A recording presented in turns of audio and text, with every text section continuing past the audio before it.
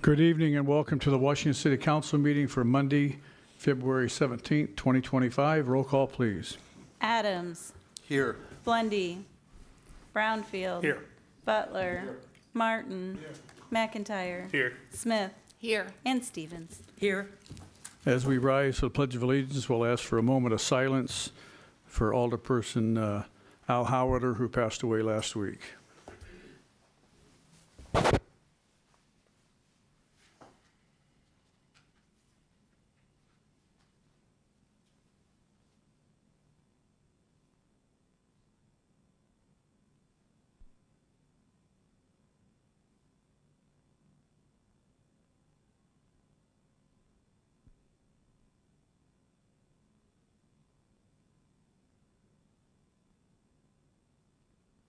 Thank you.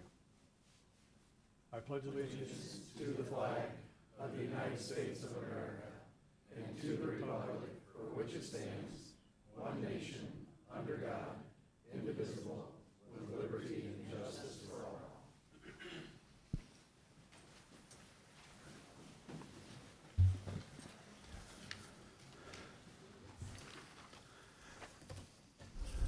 As we move into audience comments, after last Monday's meeting, we received several comments from the public, city staff, and elected officials expressing concerns about the need for improved decorum at our meetings. I share these concerns and agree that a professional atmosphere in our meetings has been diminished in the recent years. That is why we will see a resolution adopting Illinois Municipal League's Civility Pledge on tonight's agenda.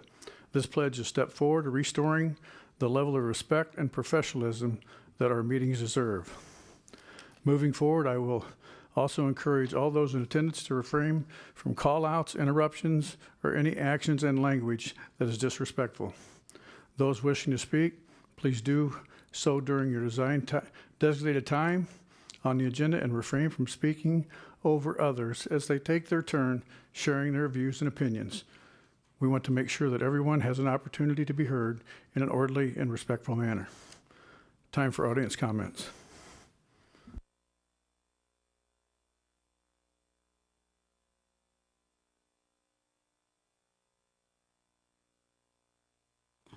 Is this on?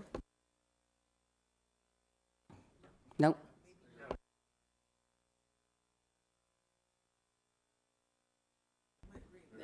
No, it's green. Okay. It's green. Okay. I respectfully request the contents of this letter to be included in the minutes of this meeting. Good evening. My name is Jackie Mason, and I live at 406 North Lawndale. I know I spoke at last week's City Council meeting, but since then I have spoken to many citizens to get their input regarding the amphitheater. We want to thank Mayor Menier and all the alderpersons for voting at last week's meeting to have a town hall meeting. Many residents and I are looking forward to this meeting in hopes of getting more information, answers to our questions that are listed on the 90-day hold petition, and many other questions the community will have. Some additional questions to add: what is the big rush regarding this big expenditure? Has a date and location been scheduled for the town hall meeting? Will you consider input from the community during the town hall meeting? Regarding the 90-day hold petitions, as of the meeting on February 10th, 125 signed petitions have been submitted.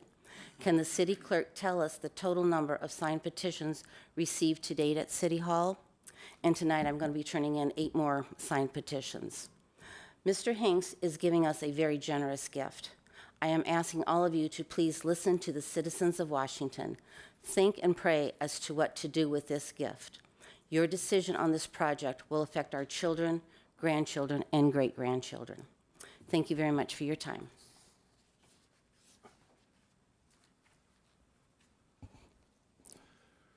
My name is Simon Petrovic, and I live in Devonshire, about 3/4 of a mile from the site where the proposed amphitheater. Assuming you can resolve the other serious issues about this project, my concern is about the projected amount of tax revenue that comes from the city's $3.5 million investment. First, there is a typo in the total amount of tax revenue that is listed in the consultant's report. It's listed as $5.3 million, but the four components only add up to 3.8 million. The report projects the city's sales tax at 1.2 million. This projection is based on assumptions about attendance and price tickets. Are these assumptions realistic? Here's why I have a concern. A couple of hours prior to the January 31st Lee Greenwood concert, I checked what seats were available at 5 Points. The auditorium was only half sold out. Lee Greenwood is one of the artists listed as a potential performer at the amphitheater. If he is only selling 500 tickets at 5 Points, do you think he or someone like him is going to draw the 3,700 listed as average attendance for promoted concerts in the consultant's report? There are also artists that were listed as those who would perform but have come out as saying the auditorium is not appropriate venue for them. This includes the Kramers and Sean Degenhart. I checked the 990 tax return for the Washington Area Community Center. This breaks down revenue and expenses by major programs, one of which is the Performing Arts Center. For 2023, the Performing Arts Center had revenue of $244,000 and expenses of $725,000. Thus, expenses exceeded revenues by $481,000. There's a similar situation in 2022. The 2024 tax return is not yet available to the public. However, there is a member of the City Council that sits on the board, so perhaps he can fill you in as to how the Performing Arts Center did in 2024. If an indoor year-round venue with 1,000 seats cannot turn a profit, do you think expanding the seating by 4,000 and moving it outdoors to a shorter season will generate all that tax revenue the city is expecting? Once again, assuming you can resolve the other serious concerns about this project, to be sure the city receives its projected tax revenue, I suggest you make the rental price of the property at least equal to what you expect to receive in taxes. If the tax revenue comes up short, the lease payments make it up. If the tax revenue exceeds the projections, you may decide to give the foundation some credit towards their lease payments.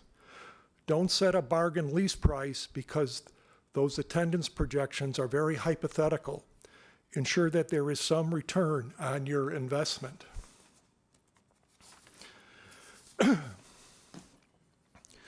Another thing that concerns me is the question about whether or not the mayor has a conflict of interest. I noticed a few meetings ago that the city council was discussing the replacement of windows in City Hall.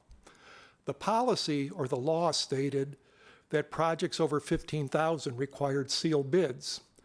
Many of you said, let's use common sense, not follow the law or policy, and accept the current bid of approximately $17,000. So the legal opinion for the conflict of interest is not available. Therefore, let's use common sense in looking at this issue and see, as you did a couple of weeks ago, if sometimes it's better to use common sense rather than follow a policy. Assume the city is involved in a lawsuit. In this case, the judge or member of the jury has a wife or a friend that is a member of the other party's management team. Wouldn't common sense tell you that there is a conflict of interest and that judge or jury member should not be part of the decision-making process? The city council is the judge and jury that will determine the outcome for this project. The decision should only be made by those who do not have an actual or perceived conflict of interest. Thank you for the opportunity to share my thoughts.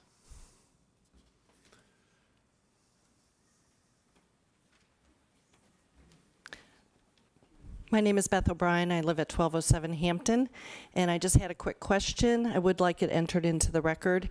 I was curious as to the status of the appraisal of the land. As I understand, that was agreed to in a few meetings ago, and I think it's important that that be released to the citizens before any vote is taken on this project. Thank you. Hello, my name is Mark Barra from Washington. I spoke last week. I would like to make a few observations from comments made at last Monday's City Council meeting and on Facebook. The first one is in regards to a speaker and public comments portion of the meeting. One speaker said, "People will not come to the amphitheater because no one wants to be outside in hot weather and deal with bugs." Interesting comment. I would bet that the Devon Theater in Decatur, the Hollywood Casino Amphitheater in St. Louis, the Credit Union One Amphitheater in Chicago, the Mackinac Winery, and I bet even the Peoria Chiefs would disagree with that statement. Second observation, the gentleman from Limelight made comments on Facebook at several council meetings. One was that Decatur was built a live music venue, the Devon, because Decatur loves live music and has a decent college population. He used the college population analogy while forgetting that the majority of college students, in fact, are not in town during the major months of the Devon and other outdoor venues which are open. He also said, "Washington is not a community that loves live music because," I quote, "it's full of people who are raising kids and babysitting their grandkids." Interesting observation there. I've never heard that.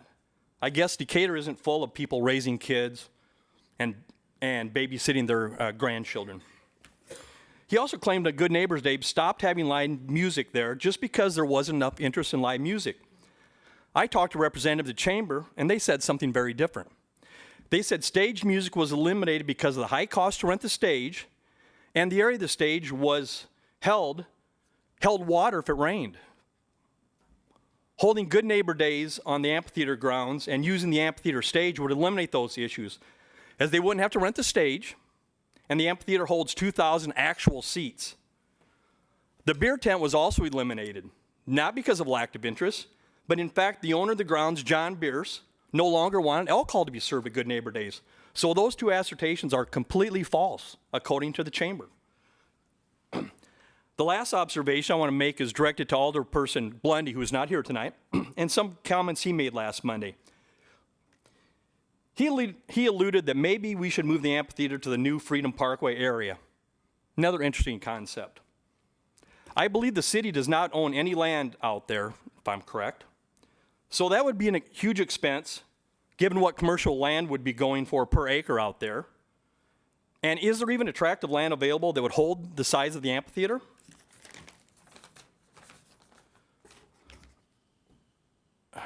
The last comment he made was to possibly sell the 223 acre land to a residential developer. Does anyone know of any developer that is willing to buy that land, which could hold 700 plus homes in this depressed home building market? Blundy, when asked about the schools, how the schools would handle the extra students to Central and the high school that would go along with a massive residential expense, his answer was, "Well, they will figure it out."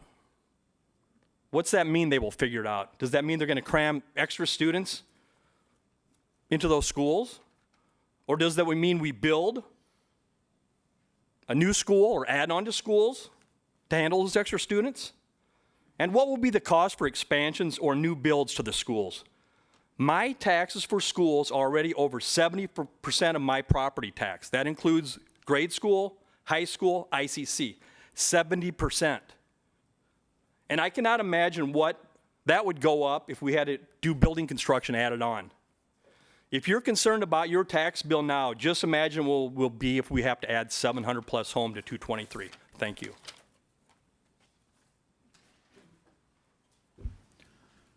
Anyone else care to address the council? Move on to item 6, the agenda deletions or additions for discussion items only. Mr. Mayor? Ms. Stevens. Okay, I have a few additions, and they don't have, the staff may have already planned to address these, and so I'm just going to ask what I would like addressed, and it could happen during any time of the meeting. It doesn't have to be a specific time. So where are we with the letter of intent that was brought up at last week's Committee of the Whole meeting? The next thing is,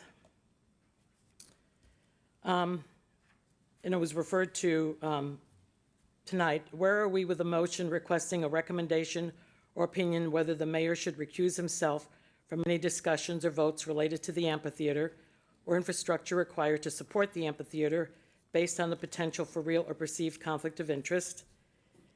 Then where are we with the appraisal of 223, and that was asked earlier tonight. And I would like to discuss where we are with beginning the process of hiring a city administrator, since the bills and payroll reflect that the final payment made to Jim Snyder is on the consent agenda. And also, has the town hall meeting been scheduled?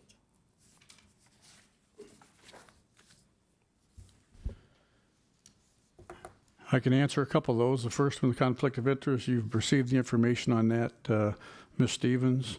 The appraisal, you're aware of the appraisal. You've, I think, been in discussion with, considering the price that has been evaluated. The town hall has not been planned as yet. Mr. Mayor? Ms. Stevens. Speaking about the motion to have the recommendation or opinion, whether you should recuse yourself, so could Attorney Schreier explain the situation here? We sent every member of the city council a written opinion on that issue. It is the city, we are attorneys to the city of Washington. It is not our job to release that opinion. That opinion is subject to the attorney-client privilege. If the council wishes to waive that privilege, the council would have to take action at a duly convened council meeting. It is not something for me to release publicly without that direction. So in other words, the motion should have said, and it be released in public, then that would have been different than, for example, I believe the letter said somebody has to make a motion, we need a second, and then we have to vote on it to be released in public, correct? Yes, I mean, you could make a motion right now to have the opinion released. It is, as legal counsel to the city of Washington, it's never our recommendation to release our opinions that are presented and that are protected by the attorney-client privilege. Okay, so I was actually waiting, our attendance for a long time, well, committee of the whole meetings might be different, but we don't vote during those, but the council meetings, we haven't had really a meeting, I think, when everybody has been here all at one time, and even tonight, not everybody is here. But since there have been a lot of questions about this, I would like to make a motion to have the opinion released, the attorney's statement released to the public. Mr. Mayor, I think we're beyond the review the agenda. I think this should be addressed at a different portion in the agenda. Okay.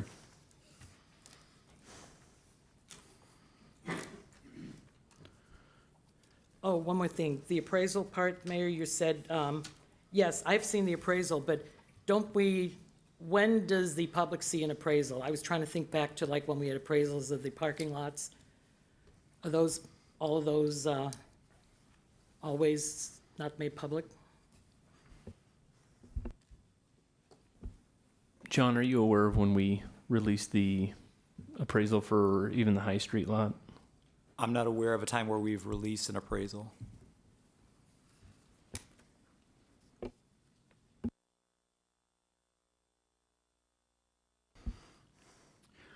On to the consent agenda. We have A, B, C, D, and E this evening. So moved. Ms. Stevens' motion, Second. second by Ms. Smith. Any questions or comments? Please cast your vote.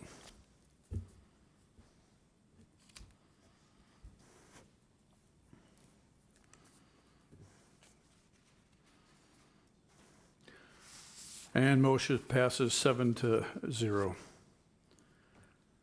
No presentation or recognition tonight on my portion. On 9, would like to congratulate the Central Grade School District 51 cheerleaders who won 2 state championships this last week. And then it would be a pleasure to turn it over to Alderman Adams to brag about my granddaughter and his daughter. If he would, go ahead. Yes, congratulations to the Pantherettes on Saturday who got first place in both their lyrical and jazz in state. They had the high overall score. They got grand champions, and JV got a first place in state as well. So it was a great day for everyone as part of the Pantherette dance team down in Springfield. So congratulations to all of them. City Administrator Oh, portion, Ms. Mr. Mayor, Stevens. I have a question for you. So I've seen the bicentennial kickoff luncheon advertised, and it has the city logo, the chamber logo, and the bicentennial logo. Could you share with us the city's involvement in that luncheon? The city is going to turn 200 years old, so the city is involved, so. Dennis Carr. Thank you, Mayor. The first item under the city administrator portion is the accounts report that was sent out last Friday. Are there any questions at this time on that report? Hearing none. The next item is the fiscal year 2026 budget review for group number 1, and I'll kick that over to Joni. Thank you, Dennis. So in your packets is a summary of the first group that we're going to look at for the 25-26 budget. And, is that on? And typically we kind of start with this to give all of the operational budgets a little bit more time to put their numbers together. So this is just kind of getting out of the way these kind of single-purpose funds that are typically pretty straightforward in determining what the estimated actuals and budget are. So it includes audit, liability, IMRF, Social Security, Medicare, and then the 2 debt service funds, which are the WAC debt service and the Stormwater Management Project debt service. So taking a look at audit, as I indicated, we are going into our 4th year of a 5-year agreement with Lauterbach and Amen. We do anticipate, based on our federal grant funds that we've received, that we will also have a single audit this coming fiscal year. So we show that budget amount at $31,000. That includes legal fees as well. For just about a 2.5% increase. Again, that's based on the contract for audit. The next fund is liability. We are budgeting an increase because we have kind of seen a trend for that, especially when it comes to our cybersecurity premium. However, based on just what our budgets have been and actuals have ended up being the past few years, that budget is not increasing.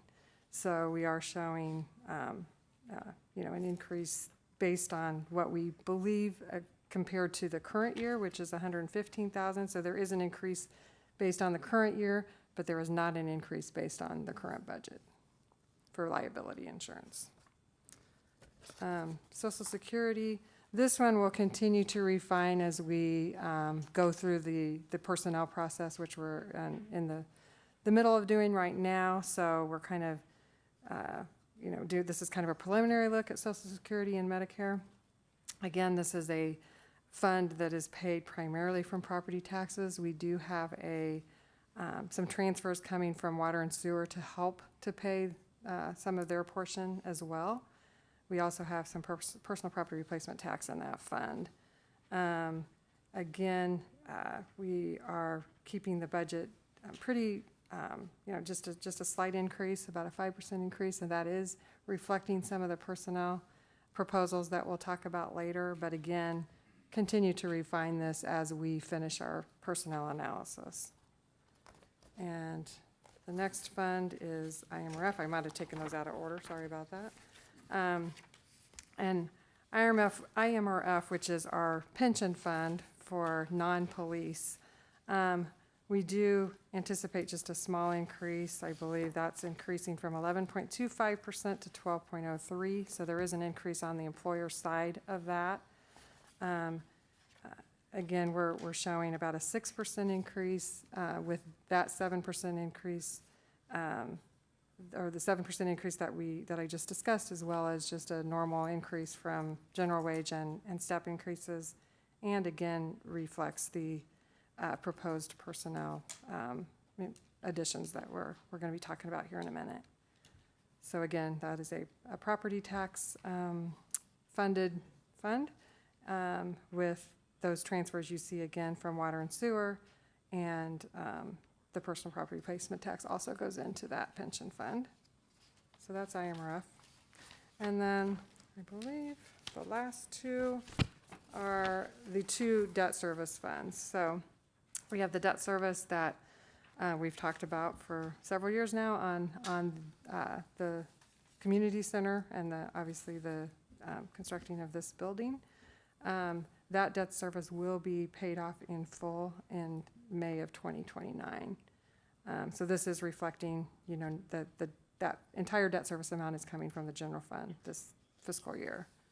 So I believe that's the $357,000 that you see as an expense, with basically just that being transferred from the general fund.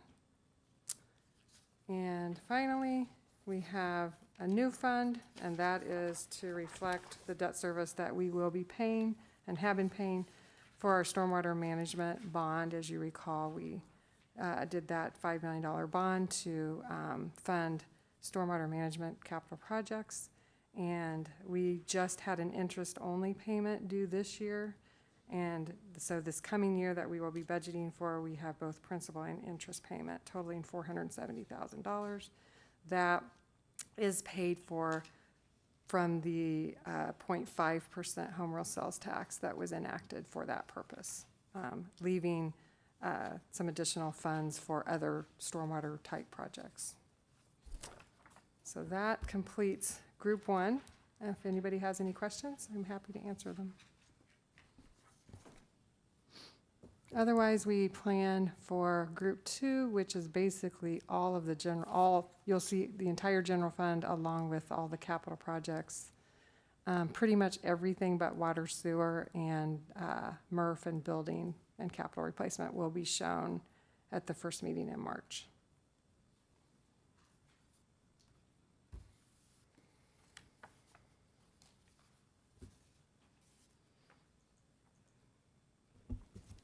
If there are no questions, we'll move on to the next item.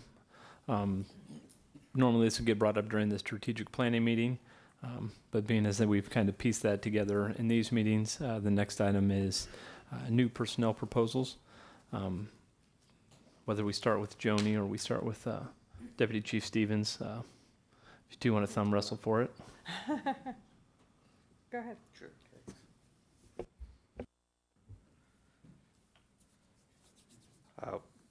We prepared a memo that explains the reasons we're asking for a new position.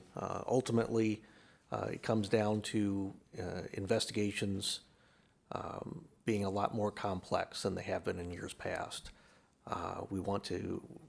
We have moved an officer from patrol to investigations, training him to work primarily financial crimes, cyber crimes, that are financial related.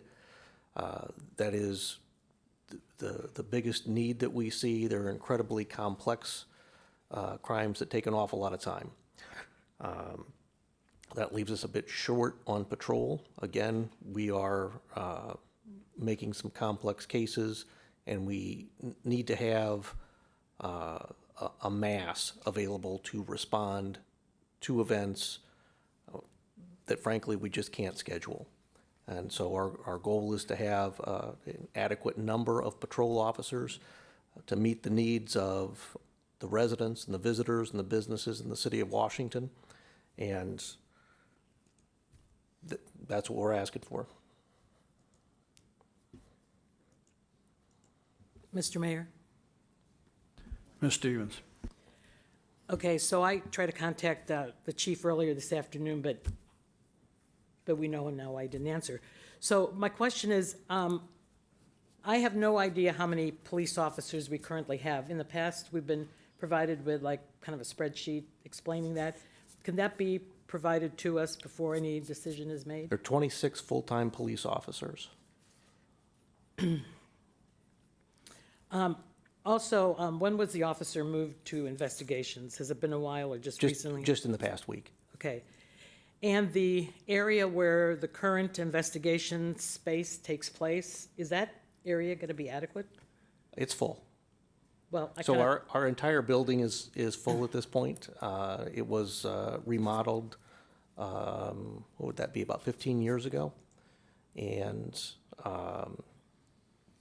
we are using all of the available space, and I recognize that just about any organization is going to fill whatever space is available. We're at the point where we're talking about converting an interview room to a workspace. We're out of space, but I think if I ask you for $40 million for a building, you're going to say no, and you probably should. Well, that kind of leads me to the evidence building, which I did not realize at the time we were talking about the evidence building, but the chief and I were having a conversation, but apparently that west wall is going to be such that it could be expanded into the police station or into a, Of the west wall of the evidence building? yes. The building is designed with some knockout walls so that it can be expanded. And what you connect that building to, whether it's additional storage, evidence and property space, or it's a administrative police building, that's just going to be up to council and the city's resources and the needs. You know, I really regret that we did not keep that space study money into the budget last year, because it sounds like this, with the police department, I don't think things really have been thought through effectively because I know that area down there. I was part of the Citizen Police Academy in 2017, so I know what that's like, and then it was small, tight. Thank you. Mr. Mayor. Mr. Brownfield.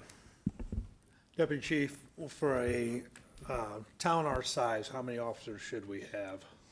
Yeah, we currently have 26. I mean, ideally, what do we? So there are national averages, and you know, you could talk about a certain number of police officers per thousand based on those national averages. I don't know that we are a national average community. We are, as a command staff, looking at the needs that we have right now, and the needs that we have right now are to keep a minimum number of patrol officers on the street to respond to incidents. And we're not projecting, hey, incidents are going to get bigger, we need people to be ready. We're just looking at the number of people that we need now. And so I want to see 3 patrol officers on the street right now, because we routinely ask those officers to respond to incidents where they're dealing with 3 or more people. Rule of thumb in policing is mass, that you want to have more officers than you have subjects to deal with. We routinely don't do that. And we take advantage of our training, techniques, and even things like tasers to try to make that safe for the people we're dealing with and for our officers. 3 is a good number of patrol officers with a supervisor.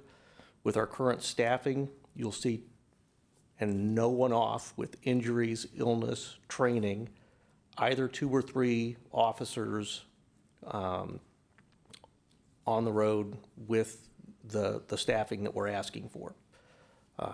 So I guess what I'm telling you is I want to see 3 officers, and even with this additional position, you're not going to see 3 officers all the time. You're going to see it most of the time. Thank you, I appreciate that. Mr. Mayor. Mr. McIntyre. Chief Deputy Stevens, I appreciate this, and I think I work in this industry a little bit, so I understand. I think it's important that our rest of our council understands that this type of ask is important to our community. Can you explain the amount of the cyber stuff that you guys are seeing and the amount of technology that goes into it? I know that several of our neighboring agencies are well equipped, and they're adding more. So again, I'm not going to speak on those because of my professional land, but if you could just explain to them, I think that would justify it just hands down. So council will see reports that we give every month about the number of cases that move to investigations. And if you don't know about the time requirements for investigations, you might think that that's a fairly small number. We're at the point where we're triaging cases. So our residents and our visitors and our businesses come to us with needs, and we have to look at what we have time for and where we're likely to get a prosecutable outcome using, we refer to them as solvability factors. We're at a point where we're taking in cases that we just can't work. When you've got a financial crime, say, somebody's stolen money electronically, there's an awful lot to follow up, and we need to wait for court action. Imagine, most of the financial transactions being electronic through any number of different vendors. We need to go to court and get processed, get a warrant, something along those lines, which takes time. Send that off to the vendor, which hopefully is in the United States, get a response back, and that leads us to stage 2. So it's not like the investigations, a lot of the investigations that I did coming up where I go talk to person A, that leads me to person B, and then person C. We're doing things where we have to invest a lot of time, wait a lot of time, do electronic analysis. I'll tell you, if you think about your iPhone that has 128 gigabytes or something along those lines, it's an awful lot of material to go through. Even though we use technology to move things along, it just takes an awful lot of time. I'm not sure I addressed your question, though. No, I think very much. Thank you, Chief Deputy. I think it's just important to realize the amount of time that these guys are being asked of. And as he explained briefly, in that amount, it is substantial. And that's not including the training that's required. So I very much support this. And I understand why you guys are making this ask, because it is getting continuously more difficult, and the courts are changing, and the requirements for our officers are becoming more and more difficult for them to achieve, and so we need more people.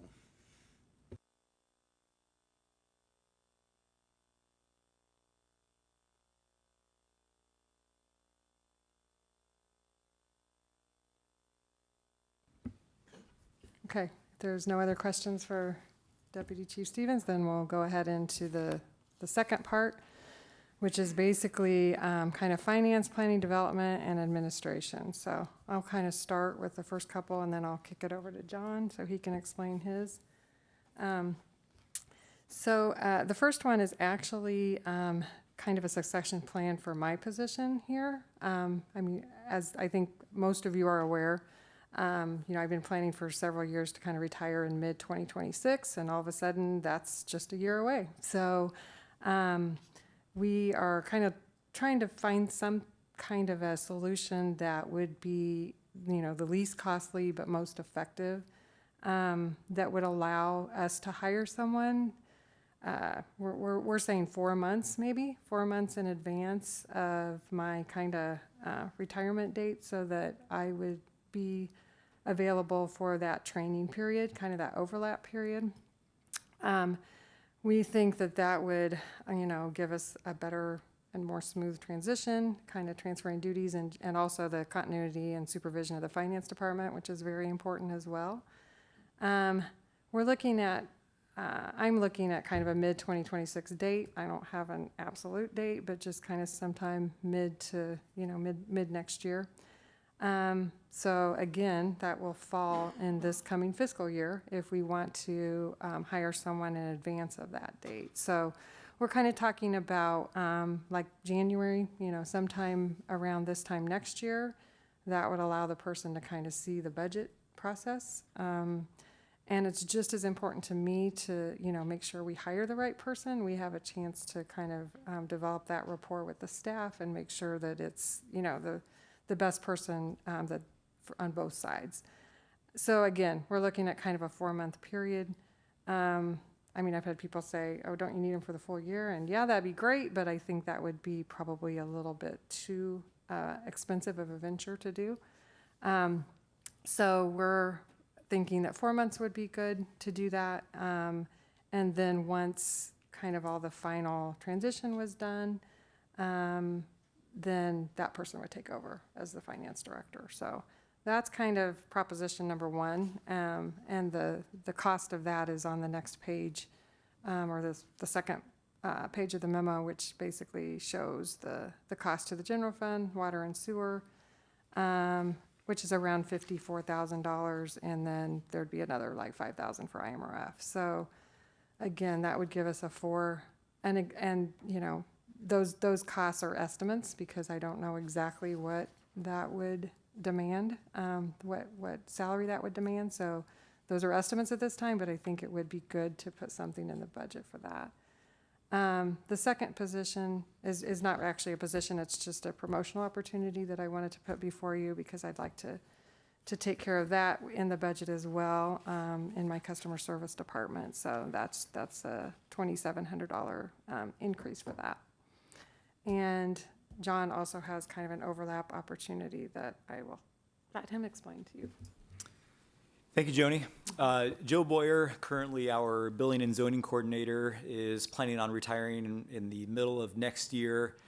We don't have an exact date yet, but we're planning on sometime around June, and would ideally like to have someone hired a couple of months in advance of that to allow for some training carryover between Joe and whomever the new hire is. Also, depending on the qualifications of that person, my hope is that we can find kind of a hybrid with a building code enforcement person combined with someone with a little bit more planning and development background. We've tried for that the last couple of hiring cycles, have not been real successful in finding that person, but I'm really holding out hope that we can find it and maybe even bump up the potential pay for that person depending on the qualification. So we've kind of loosely titled it Planning/Building and Zoning Coordinator at this point, again, depending on how the hiring shakes out, but ideally would try to find someone that can kind of balance some of those responsibilities and help out with some of the stuff that I'm more involved with. With that, in addition to that position, we would kind of collectively be looking to hire an office assistant. We had hired as a City Hall staff a couple of years ago an administrative assistant that has now kind of morphed into more of a deputy clerk position. And so most of the hours are along with Val and her responsibilities. We would ideally like to be able to have someone on a 10 to 15 hour per week basis that can help with just kind of general administrative stuff. We have a lot of filing, paperwork that doesn't get to certainly as quickly as we would like to at City Hall. And so over a variety of departments, there is certainly a need for someone that can help out with some of those clerical responsibilities that we have around the office.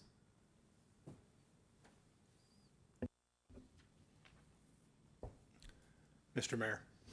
Mr. Brownfield. Address Joni first. I think it's a great plan we have going.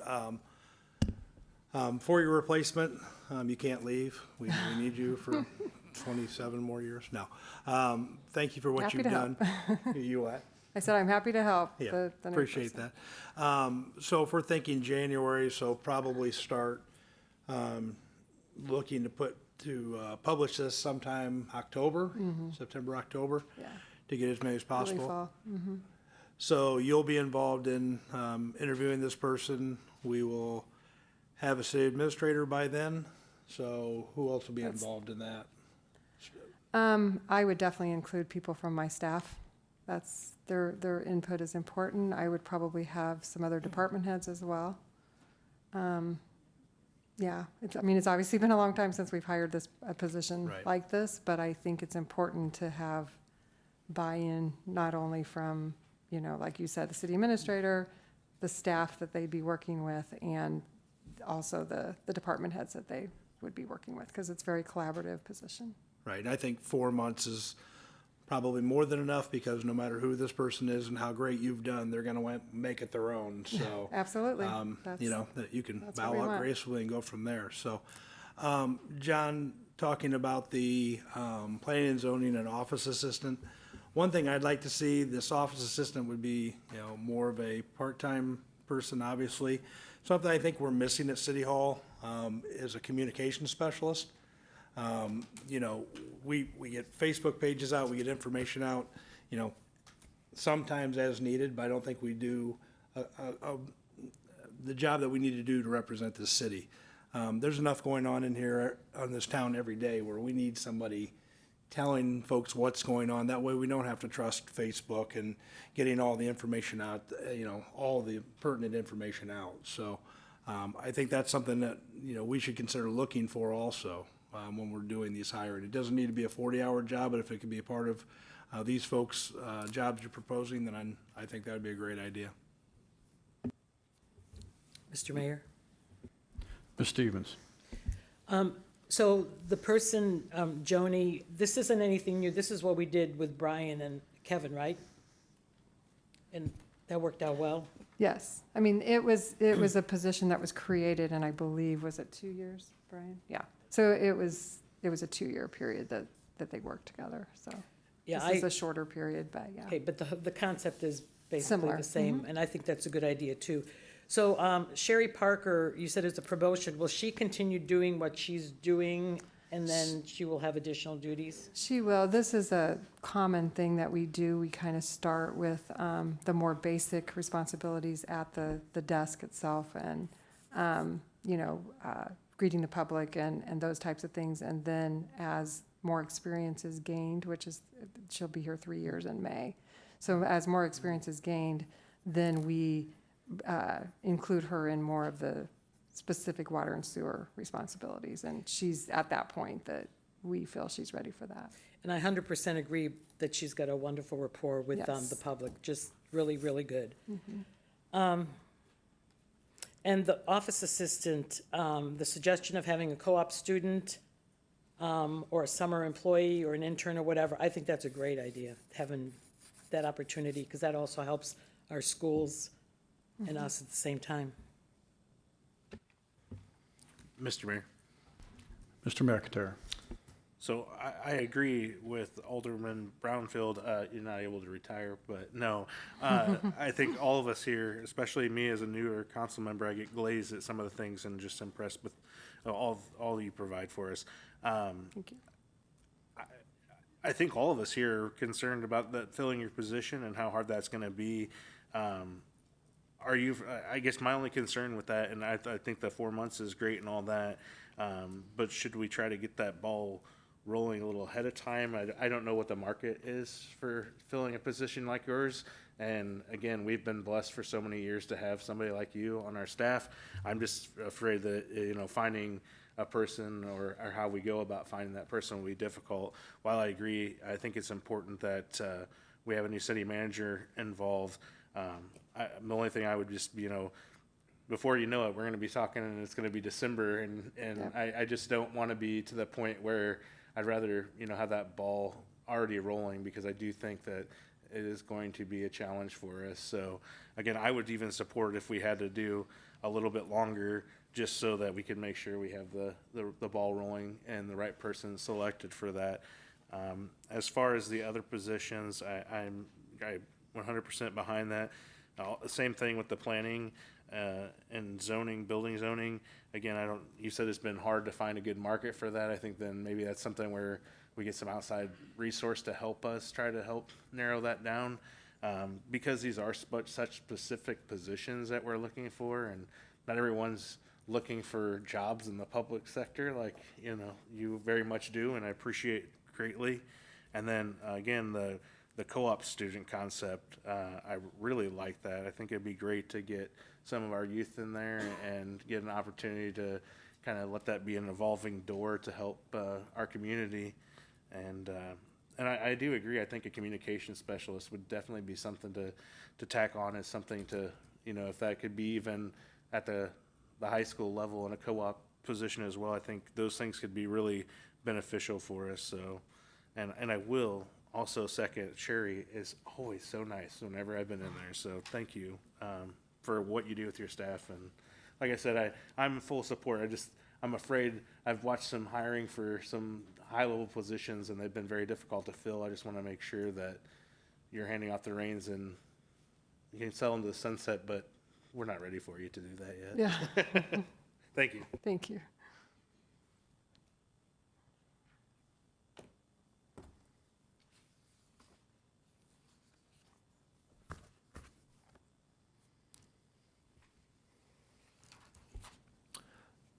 If there's no other comments regarding the personnel, we can move on to item D, which is the Phase 2B compromise and alignment, Michael's Pipeline site visit proposal. Council, what you guys have in front of you is a proposal from Michael's Pipeline. Strand has been working on the compromise alignment that we had discussed at a previous council meeting. They have a draft technical report, but they need, or they would like to have Michael's Pipeline kind of come in and really review those underground areas, as well as kind of how much is going to be tore up in the boreholes as well as the receiving holes.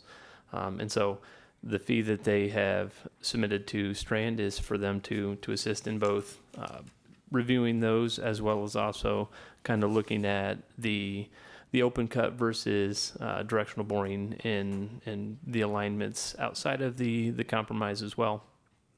And so they've got a fee request here for $25,000 to perform the site visit, as well as prepare some clearing areas and review the plans that Strand has assembled. Staff has budgeted $150,000 in the engineering for this project, and so we aren't going to get to that. So we are looking for approval for the Michael's Pipeline proposal. Motion to approve. Second. Mr. Brownfield, motion. Mr. Adams, motion. And Mr. McIntyre, second. Any questions or comments? Cast your vote.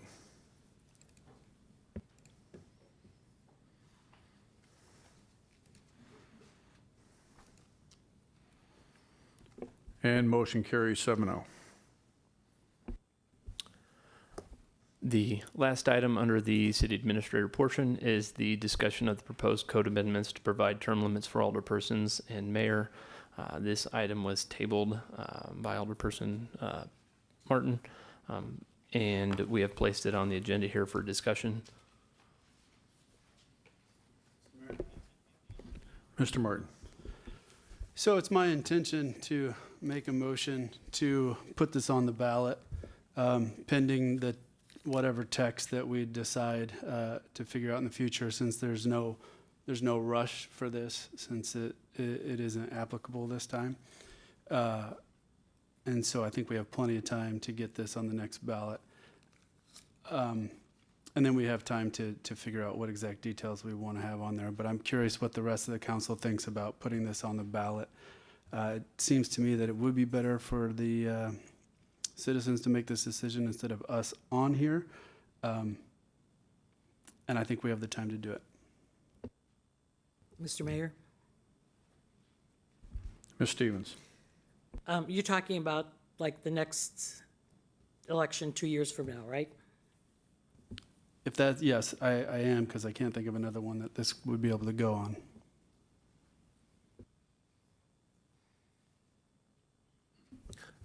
I guess question for the attorney, Mr. Mayor. Mr. Brownfield. Can this council request that far out? We would have to analyze the time period before whether action by this council would go stale if it's for an election in April of 2027. Right. And we would also, I mean, one other thing that we can analyze would be you would have other non-Washington elections, whether this could be put on a midterm election in 2026, for example. Okay. Thank you. I mean, I think that's a good idea. Alderperson Martin, I think that's fine by me, but I just wanted to make sure any action we tried to take was still going to be relevant in 2 years, so. Mr. Mayor? Ms. Stevens. So, Bobby, you mean to discuss this more too, correct? I mean, your plans are to discuss this more with the council? I mean, that's my intention, depending on what the rest of the council wants, but like whether we say 2 terms plus an appointed term or 3 terms plus an appointed term, and what the exact text would be, I think we need to figure that out. But just the concept of whatever that is, let's put it on the next ballot that we can. So the new council is seated the first Monday in May. So possibly, could we put this discussion on at the committee of the whole meeting in May, just to discuss it further?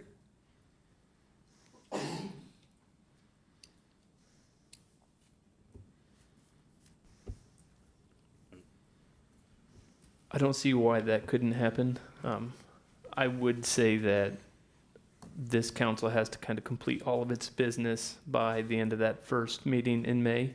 That's kind of the intent of that first meeting, is to close up all business that is associated with this council. Now with 4 council members remaining on council, I mean, there's enough here to at least warrant putting that on the agenda for the May committee of the whole. No, that's a new one. Mr. Mayor? That's a new one on me to have this council close up business before the next council seated. I'm not used to that part. That is usually vocalized during that April and May. That meeting in May is usually the closeout of all of the active businesses. That's why there will be a second reading. If there's a first reading in April, there will be a second reading with the current council before it kicks to the new council seated. Oh, I see what you mean about the okay, that makes sense. Mayor? Mr. Butler. Yeah, I'm just a little confused here because the agenda item was respect for the ordinance amending the City of Washington Code to provide term limits. That's the motion that's on the table, and we've not had a motion to remove that motion, that business item from the table for more discussion. So this is kind of taking on a life of its own here. So if we don't take action on that, by Robert's Rules of Order, that motion dies. And that's not a problem. It can always be brought up again, but I think we might be a little ahead of ourselves here. So we do, I'm not sure if anybody wants to make that motion to remove that previous motion from the table, but that's not been done yet.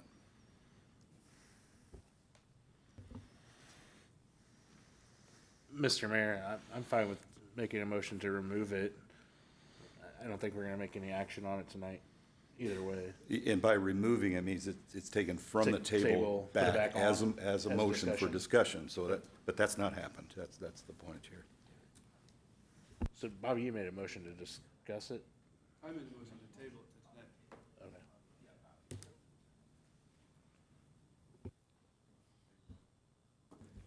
I think the motion, because Mr. Martin, you made the motion to table this in the February 3rd council meeting, so I think it would be appropriate if you made the motion to move it off the table and bring it back for discussion instead of Mr. McIntyre. Right, fair enough. I move to remove this item from the table and until we can discuss again. Well, I guess I just have to remove it. Does that require a second? Yes. I'll second it. Motion by Mr. Martin to take it off the table, remove it for a discussion item. Second by Mr. McIntyre. Any questions or thoughts? Can I still, I'm sorry, Mr. Mayor. Oh, we need. Yeah, can I still make a motion then and all? We have a motion second on the floor now, We so. can't discuss? Go ahead. Okay. Can I still make a motion in alderperson's comments to put this topic on the ballot, regardless of what the next council does? I think putting in a motion for a referendum would be premature.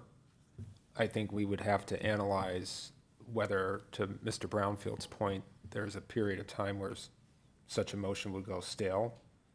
I would encourage instead making a motion to put it on as a discussion item at the May Committee of the Whole, as suggested by Ms. Stevens. Fair enough, thank you. We have a motion and a second on the floor. Any other questions? Mayor, Ms. Smith. I guess if there's concerns about the alderpersons in elections, what if we just considered putting term limits on the mayor? That might be something I was curious to know if anybody had any thoughts about that. Well, right now, we have the motion to remove it from the table and remove it to go to discussion item in May. Well, we have a motion to approve the ordinance, so we need to dispose of that. Right. Either by table or by voting on it.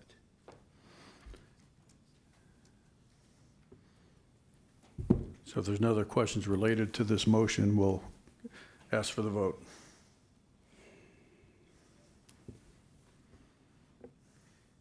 And again, a no vote means we're not passing the ordinance this evening. A yes vote, we pass the ordinance. That's what a no, that's the difference between yes and no. I just wanted to bring that up. Right. What, I thought I moved to remove it.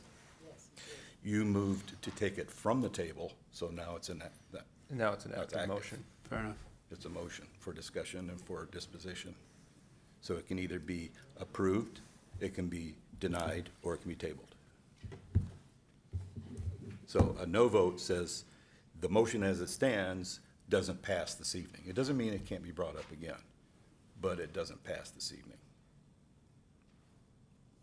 So if we're not ready to do this, the ordinance, if we're not ready, that would be a no vote.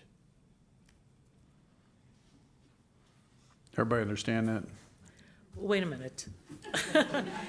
He made a motion to remove it from the table. So if you're removing it from the table, if we want to remove it from the table, it would be, yes, I want to remove it from the See, table. He's bringing it back from the, he's bringing it back off the table. Okay.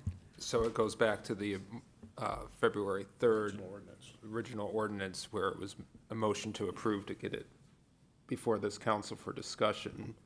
So now it's up for a vote, yes or no. And to Mr. Butler's point, if this council's not ready to approve the ordinance as attached to the agenda, then a no vote is the appropriate action. Clear as mud, isn't it? Everybody understand before we vote? If you don't, you're essentially voting on the second reading for the ordinance. Correct. Cast your vote.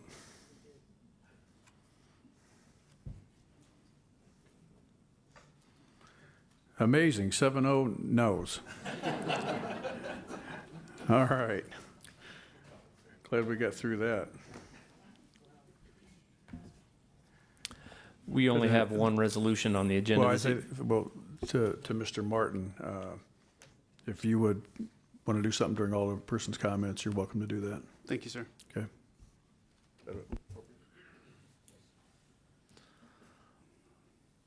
The resolution on tonight's agenda is the synopsis of which is the approval of this resolution would approve the City of Washington's adoption of the Civility Pledge, by title, the adoption of Illinois Municipal League Civility Pledge. And I will kick it over to Val if she's got a supporting memo, if she would like to share anything before a vote.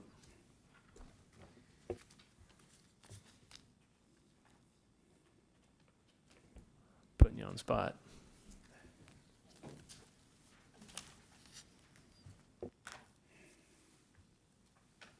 Mr. Mayor?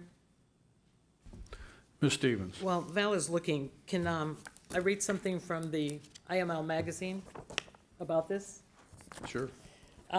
So it had a review of the various years, and in 2023, and this is from the latest edition of the February 2025 IML review, it says, in 2023, IML launched its Civility Pledge, which aims to ensure that the communication between local elected and appointed officials remains open, honest, and transparent in order to cultivate trust and build relationships. So I think it's very appropriate that this was mentioned in the IML magazine, and this is an agenda item.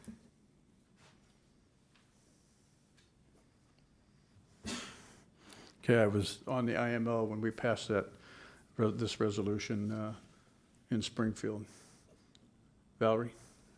Thank you, and thank you for your patience as I found that. I apologize, I didn't have that ready. But after the last Monday's meeting, we had been contacted by several people, elected, public, staff. There was several that expressed some concerns about just the general atmosphere not being quite businesslike, like I think we would all really like to have in our meetings. And one of the first steps that kind of came to mind was this document that was provided by IML in 2023. This has been adopted by many municipalities across the state. It's pretty basic at this point, and it's meant to be that. That way we can still be individuals and still hear each other in the way that we do hear each other. However, it does kind of show that we promise as individuals at the table to conduct ourselves in a respectful manner in hopes that that spills over, that the public will also want to join us in that same respect. So that is what this is kind of about.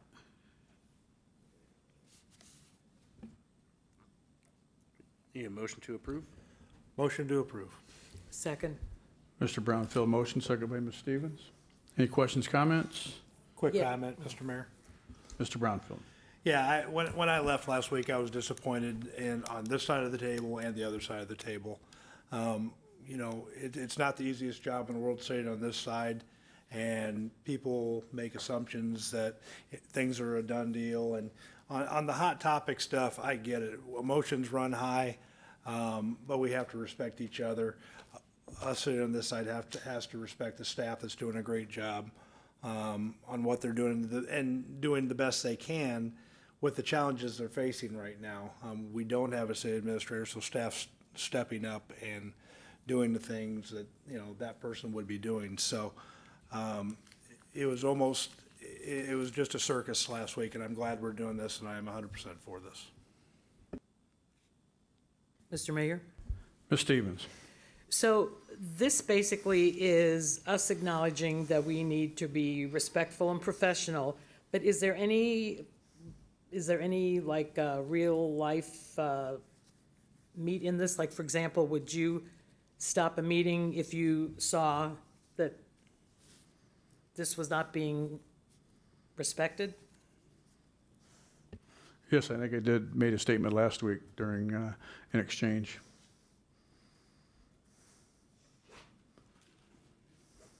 Anyone else? Mayor, Ms. Smith? I would just like to thank Valerie for bringing this forth to this meeting tonight. I think it'll hopefully be a positive thought and step for all of us on this side of the table and the other side, and I appreciate your work on this. Thank you.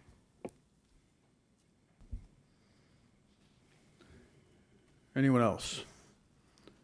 Please cast your vote.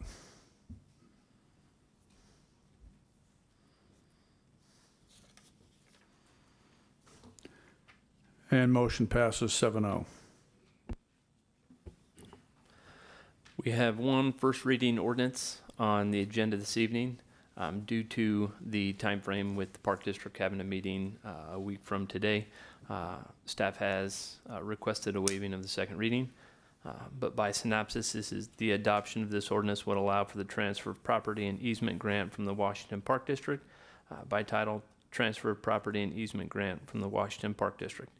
A little background on it, I did send out the email last week. I kind of showed the areas along Grant Street that we are needing to purchase from the Park District to complete the Safe Routes to Schools project. And due to the timeframes of that project and needing land acquisition to kind of get approved through IDOT for the next letting, it's kind of turned this into a little more quicker pace, being that we didn't know we needed an ordinance to purchase property from the Park District in the first place. And so it's in front of you for discussion and hopefully the waiving of the second reading.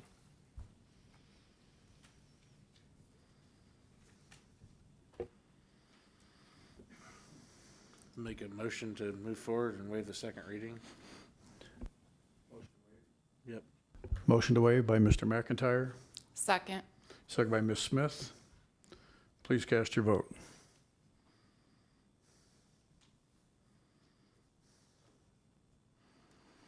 And 7-0. Now entertain a motion to accept the reading. So moved. Mr. Brownfield, motion. Second. Second by Mr. Adams. Now discussion if there is any. Hearing none, cast your vote.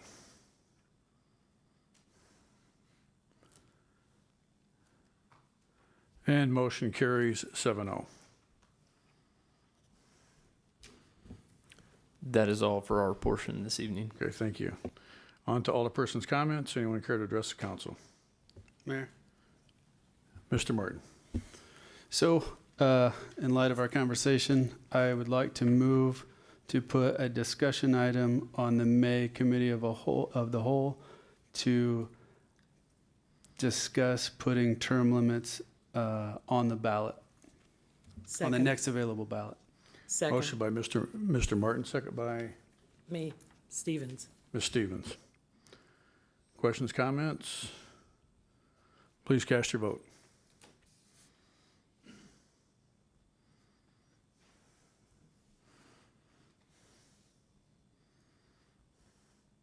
And motion carries 7-0. Anyone else care to address the council? Mr. Mayor. Mr. Mayor. Mr. McIntyre. Hey, I just wanted to also congratulate Valerie. She received a scholarship to attend her first International Institute for Municipal Clerks, and just wanted everyone to acknowledge that. So thank you for all you do for us. Okay, anyone else? Mr. Mayor? Ms. Stevens. Okay, so I guess this is where I asked the questions that I asked earlier. So where are we on that letter of intent? Because it was mentioned at the committee of the whole meeting in the memo, but then nothing is mentioned here tonight. Did we get a letter of intent? We did, and we do have an agenda item after Alderperson's comments where that will be discussed. Okay, thank you. Then the other one was, Mr. Mayor, you said you haven't scheduled a town hall yet. Do you have a time frame that you're going to be planning this? I have not got a time frame or place scheduled yet. Okay, and then starting the process of hiring a city administrator. So I went back and I looked at that process, and Ray Forsythe, the day after the 2021 mayoral election, he notified us that his last day would be April 30th. Then this is 2021, then on July 26, 2021, at the city council meeting, we approved the recruitment proposal from GovHR. Then 3 months later, in October, interviews took place. A week later, November 1st, a contract was offered, but it had to wait an extra week because postings needed to happen if a compensation exceeds $150,000. So the city administrator then was hired in November 15th and began December 13th, 2021. So the timeline from GovHR is a 14-week timeline, and for us it was 15 weeks. So I was thinking that the new council is seated the first Monday in May. We need to get this process started so then when the council is seated, then we can actually start the actual process. But as far as the hiring persons, weren't there just a couple companies that do this anyway?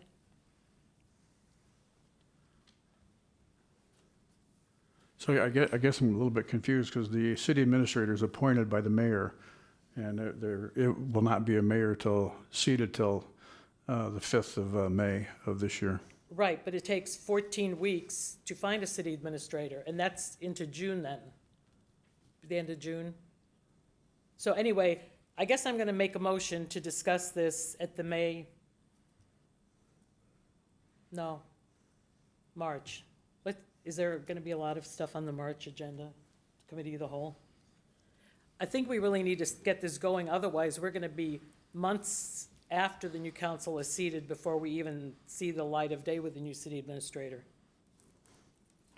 I think we've talked about this several times. I don't know who would apply for a job not knowing who is going to be seated at the table. I think that was we heard that loud and clear several times over the last several months here from this council, that people want to wait to do things until after the election, but this seems to be a different subject. I'm just talking about hiring the company. But anyway, does anybody else want to talk about this before, like even the whole process, what the process entails? I don't think everybody in here has been part of the process. Mr. Mayor, I'm sorry. No, Are you done? I'm I done. apologize. Mr. Mayor, Mr. Brownfield. we've had two staff members that have run meetings and both done a great job, both really good employees. I would be interested to see if either of them would want to be an interim city administrator while we're doing that. So if we could prep, if either of them have interest in becoming an administrator, I think we should have that discussion with them and do an interim just to get us through those months until we hire somebody.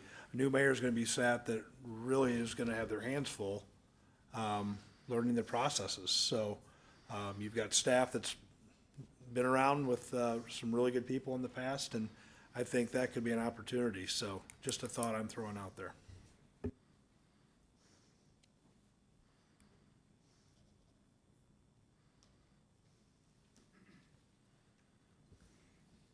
I think that's a good idea. I think having someone hold that position in the interim, I mean, I also completely understand, based on this process, again, the way that our codes are written, while council has participated in the past in those interviews, since it is a mayoral appointment with the consent of council, I do think it makes sense, though, to not start that process until a new mayor is in place. Just to not, I'd hate to start a process a certain way and all of a sudden then it have to be pulled back and restarted, or there's an issue caused. I just think it's much cleaner since the city administrator contract runs concurrent with the mayor's. I think that makes most sense, but I like the interim thought. Mr. Mayor. Mr. McIntyre. Yeah, well, I guess I'm kind of torn either way. I appreciate because of the process, and I do know, and like I explained earlier when we discussed replacing Joni, those processes do take quite a bit of time, and based off of what that looks like. Again, I don't know. I wasn't here for the previous experiences, so I don't know how that works. I also agree that we do have qualified staff that would definitely be a great option for an interim, or even for the next mayor to determine if they would even entertain that. But if we were to, I think it would be important to consider getting an outside advisement like we have in the past. And I do think that it is important to get that ball rolling faster than later. So I understand Ms. Stevens' concerns. But again, I think, yeah, it's kind of the cart in front of the horse in front of the cart, who's getting run over and who's going where kind of thing. So again, I would hate to have a new mayor sat and then have to wait until October or December to get a city administrator. But at the same time, I do think we have very qualified people helping us run it right now and really stepping up to make sure we've made it this far. Mr. Mayor? Ms. Stevens. I just threw this out there because of the time frame, and as far as the city administrator goes, the mayor is the acting city administrator, so it sounds like we're just going to wait to see what happens after the election. I have one final thing. I saw the Tangled Roots sign on the new restaurant, and according to our code, signs must receive a certificate of appropriateness from the Historic Preservation Commission. I would contend that the sign was included with all the other exterior facade and demolition that was approved previously by the HPC.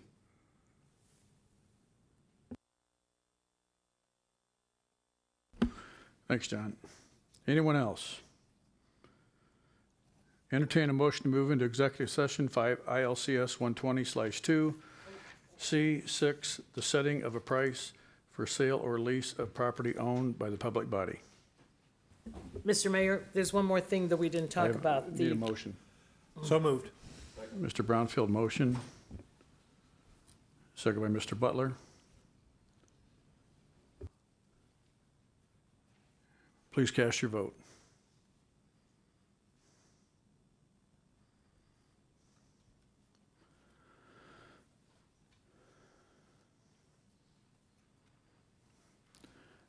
And looks like it's 5-2 to move into executive session. There's no action coming out of executive session. We'll go in about 5 to 7 minutes.